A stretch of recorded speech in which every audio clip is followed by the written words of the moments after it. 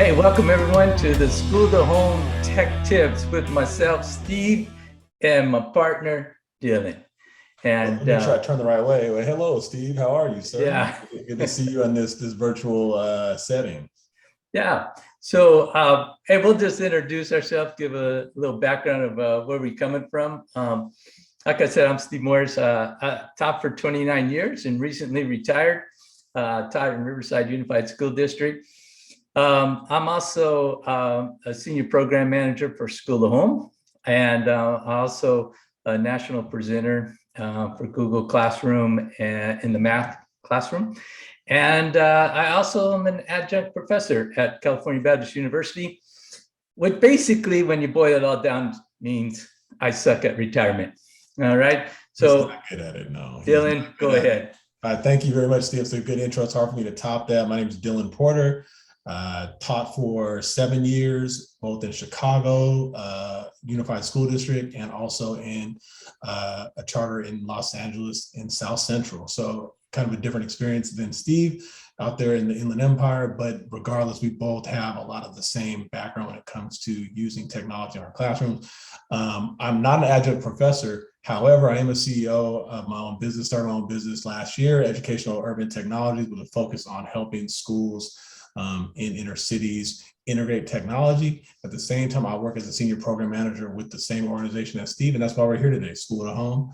And we're here to talk to you today and give you some ISTE. I don't want to say this wrong. You came up with the title, Steve, so go ahead. ISTE Bitsy Pieces. Yes, and ISTE Bitsy Pieces is going to be about our experiences at this virtual version of ISTE that occurred a couple weeks back, and just kind of what our takeaways were and some of our overall experience. I guess I kind of start with that. Yeah. We can go into our top three experiences in a few moments. But to start out, just to kind of give a summary of an experience, ISTE was done completely digital this year. I've never attended an ISTE conference before, so this was new for me. New for me.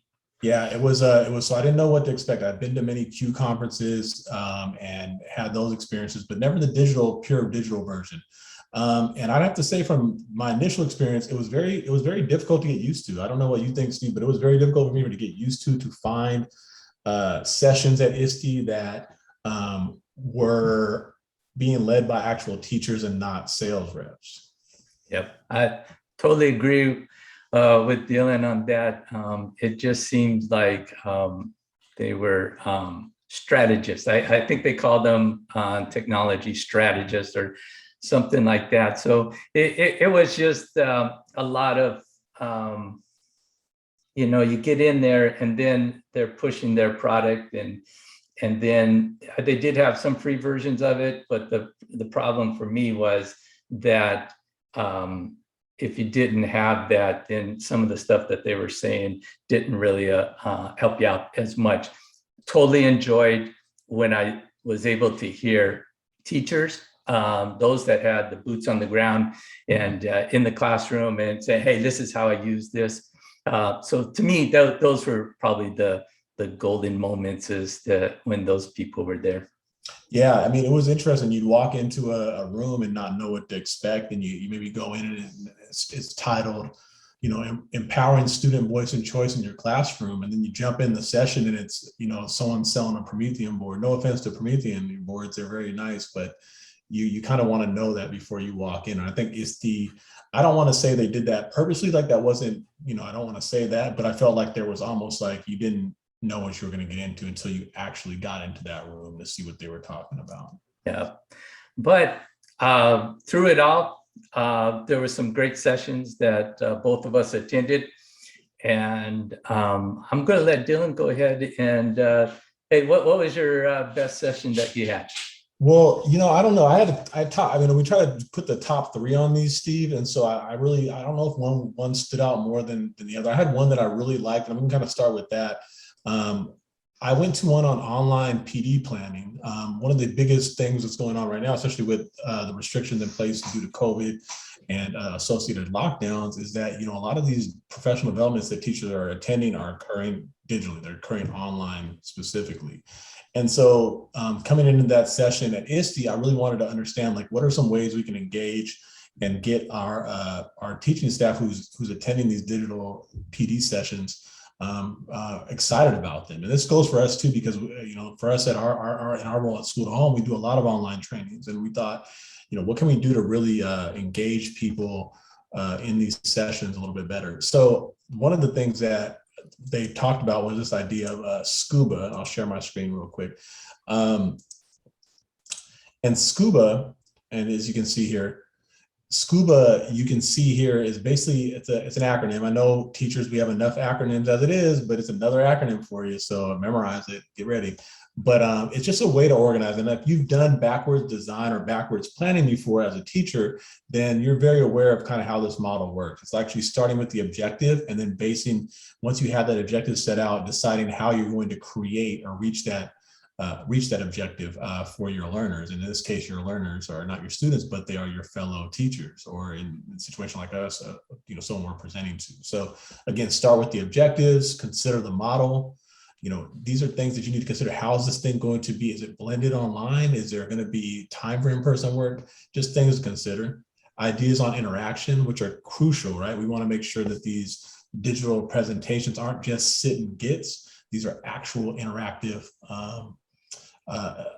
engagement events where people are excited about it. So yeah, not sit and gets, build backwards again, like I talked about, that backwards design, scoping out the scope and sequence, and then, just to kind of overall, I just felt like this was a really good structure as an educator who's leading professional development to really map out strong professional development online. So again, I'll share this with you guys in the links in the comment section, so you guys can have access to a copy of this to use for yourself. And then I'll pass it over to Steve. All right. Hey, thanks, Dylan. That one is a really good one. And when you shared it with the team, it really kind of hit home. I think it's a great template for you to use and for us to use as a team. So his is really good. Now I'm kind of going more towards like esports. All right. So I've really just kind of gotten into it. I haven't done anything yet with it, but I'm just excited about using it, because I think we can reach some of those kids that we haven't been able to reach by using gaming as a way to do that.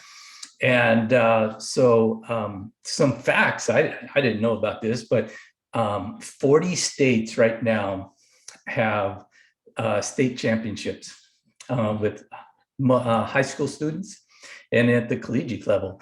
And so it's not this, oh good, they get to play a little game during school. It's actually a big deal. It's right now in 2020, they have over, I think $100 million in scholarships available for students to attend certain colleges. And right now, like UCI, Ohio State, UNLV have actually a curriculum for it. UCI is leading a lot of research in that area of esports. And so when I went today, I'm actually going to Gold Coast Q, a little shout out to them, and be in my first tournament to see how it is. And there's a free program out there. It's Rocket League. And so it's pretty cool. It's like playing soccer with cars. Yeah. I'm not a noob when it comes to Rocket League. I've played it somewhat over the years. It's a very good game. I mean, it really is. Yeah. Kids love it. As an adult, I play it. I'm not that good at it, but it is fun. Yeah. No, we had a practice round yesterday. My car really didn't move. I have to figure out the controls, but I did go out and get a Nintendo Switch so I could do it. But what's really nice about it, yeah, you could be involved in a league. They do have that option, but they also have just intramural, where you could just use Rocket League within your school, and you could have tournaments and things. And there's a lot of programs out there that will build your brackets for you and all kinds of things. So it's just kind of something I think that we should look at, because if not, there's these, what I say, 100 million in scholarships that we're not taking advantage of for some of our kids if we're not letting them have that opportunity to try it out. And there's precautions and things like that out there that organizations have set up. So there's one, it's called NASEF.com or one of those, I'm not positive. But it'll give you some information as to how to make it safe and, those things for kids. But to me, that was one of my top ones that I went to was esports.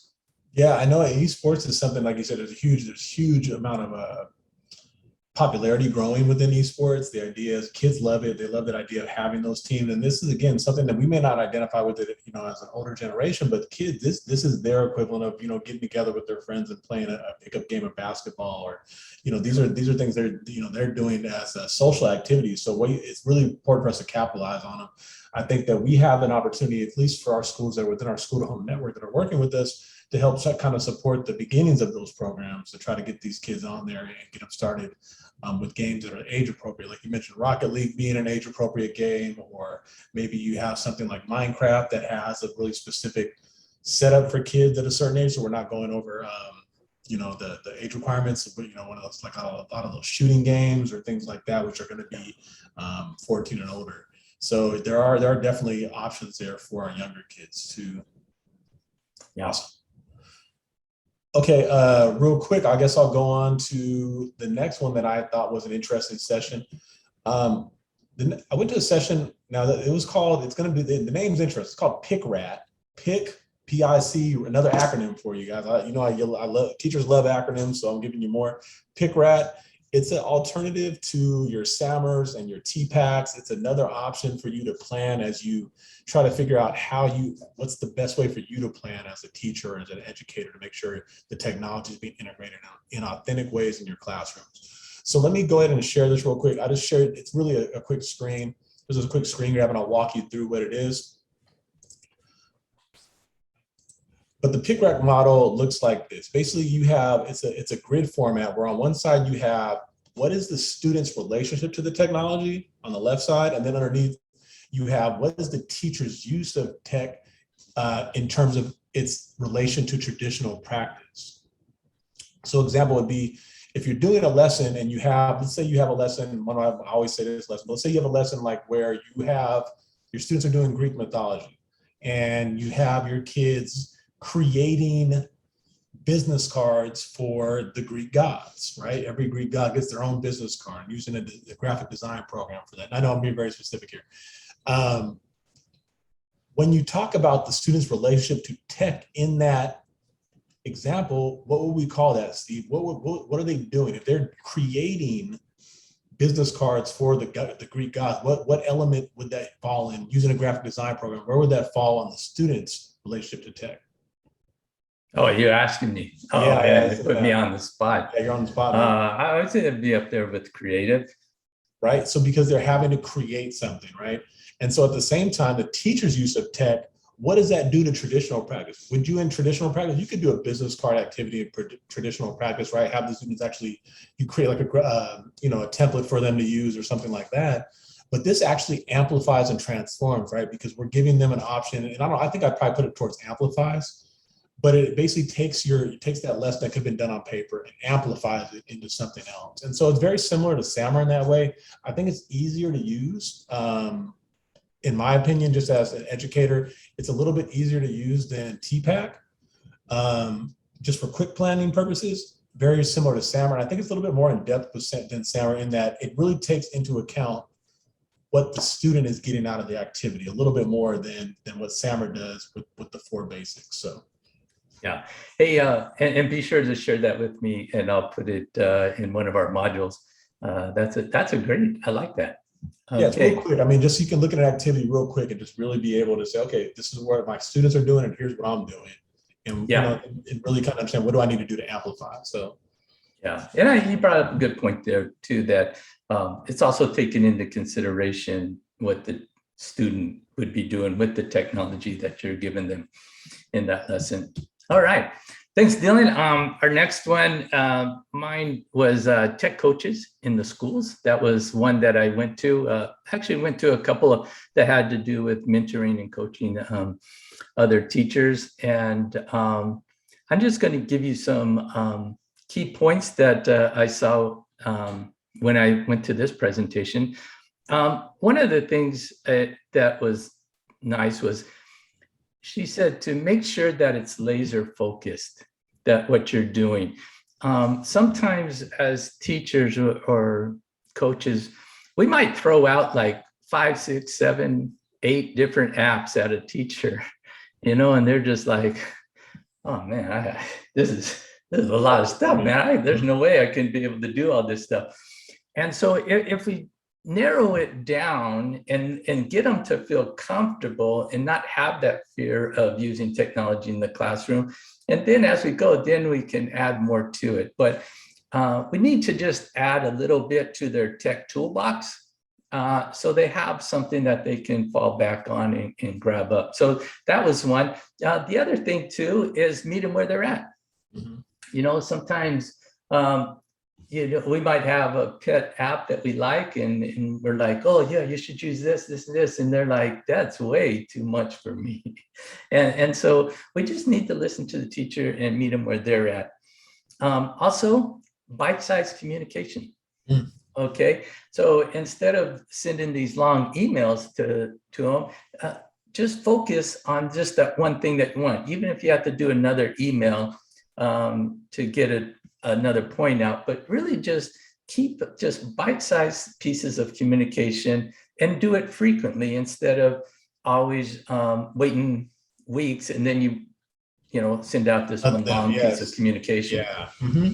And I think that goes back, and anytime we look at like poverty, what was the pedagogy of the oppressed, where the idea of like, we think this for our students. Our students they don't bank information, right? We don't bank information in our students. And it's the same for our teachers and our educators. Working as a coach, you're not going to bank information into your teachers. You need to give them smaller tidbits, give them things that can work with, things they can try, and then they're able to process that versus here's an hour and a half worth of content. It's just too much. And at a certain point, I think that teachers, like any student, gets overwhelmed when there's too much information being thrown at them and not enough time for their own self-work and things like that. So yeah, that's awesome. And another one is to kind of go along with that is celebrate the small victories. Okay, hey, maybe they didn't have this lesson that was modification or redefinition in SAMR, but they moved from just substitution that, hey, look, they moved to augmentation. That's a victory, man, right there. Yeah. So we just need to remember to give those victories and point them out. Sometimes, as a teacher, you forget that, oh yeah, I did kind of move up a little bit there. Okay. And then lastly, I think is build up leaders with those teachers. So when you're out presenting, why not let them co-present with you and let them start sharing the knowledge that they're gleaning from you all of this semester, this year, or something like that, and give them the opportunity to start being the leader. And you could still be there co-presenting with them, given that motivation and be that safety rope or line or whatever you want to call it, to know, hey man, don't worry about it. I'm here. We get in a jam, man. I got your back. We'll get you out of it. Yeah. So once you start coaching and then start building up leaders, I think it's really good. Yeah, you make a great point too, and that I think that fuels interactivity, right, within your session when you have other people coming up to present parts of it or things that they're using, showing that, hey, it's not just me doing this. This is everybody on staff who's finding new things and trying on new applications. So yeah, great tips. Thank you, Steve. And I always hate the guy that says, oh, this is my last thing, and I already said that, so now I'm going to say this is my last thing. This book right here, The Complete EdTech Coach. Great book. It was recommended in one of the sessions and I bought it and I've been reading it. Hey, it's an easy read. Personally, it needs more pictures for me, but that's just my reading style. Yeah, I'm a graphic novel guy myself. Can you draw it out for me? But no, I've actually heard of that book. I haven't had a chance to read it. So when you're done, let me I might have to borrow the copy that you have. Okay. Okay, and then I have one more for us real quick, and I'll be fast on this one. Wakelet. I know some of you probably already using Wakelet, but for those who have not, I'll show you, just would share the screen real quick because clear that's what I'm doing. But yeah, so Wakelet, here's what it's called so that you guys have a chance to look it up at your own pace. But think of it almost like a Pinterest for education. So it's going to give you the options to do a lot of different stuff: group projects, lesson planning, assignment lists. It's really great for student portfolios. And honestly, Wakelet is really pushing themselves to supply education with great tools. So if you haven't had a chance to play around with it yet, give it a shot. It's something that you could easily attach into your digital content. If you use Google Classroom or other learning platforms for your students, you could tie this in. But yeah, Wakelet is something I was very impressed with at ISTE, that a lot of the sessions I used mentioned Wakelet. I said Wakelet consistently. They mentioned it consistently. It kept coming up through different sessions. So if you get an opportunity, have a look at it, play around on the website, and see what you can learn. Maybe then you can share it with us, because I'm not an expert at Wakelet at all. And if you use it in your classroom, please definitely tell us, and we'll get that message out there. We talk about having people featured. We'd love to have you on here to talk about your experience using an application, and we'll put a third seat in the middle. So Yeah. you'll be good to go. Also, with Wakelet, I use Wakelet, and one of the things that's really cool, you can get the extension that'll go on your browser, Chrome browser, and then when you come to a website that you want to save, you just click on it, and it'll ask you, hey, what folder do you want to put this one in? And it's just incredibly easy, is what I'm saying. And being a guy 64, anything easy at this age is really handy. All right, and my last one, I'll make it real quick. So it was on how to be teacher of teachers. I had some great information, and one of the things that she did say that kind of stuck with me was, we do keyboard shortcuts every now and then, Command C, everyone knows that. But just every now and then, just throw out an email. Hey, here's a little keyboard shortcut you might like. And that's it, just one shortcut, that's it. Don't give them a sheet that has 20 different ones on there that we're never going to use. But every just now and then, just boom, send one out that you think, hey, this is one. I think Shift Command T actually, I think, takes you to a tab, but I'm not positive. I probably should. Shift Command T. All right. Yeah, we'll have to try that one out. But one thing that did stick with me too, other than that one, and this is her. If you're on Twitter, she's at Mrs. Howell, HOWELL 24. She has some great information. You probably should follow her if you want some tips on working with teachers. And one that she had was Tech While You Tinkle and Potty PD.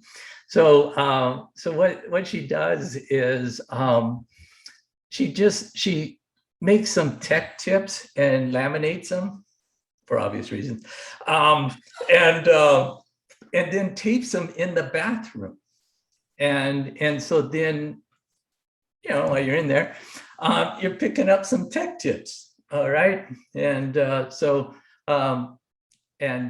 teachers, the only time you ever go to the bathroom is when you hear a bell.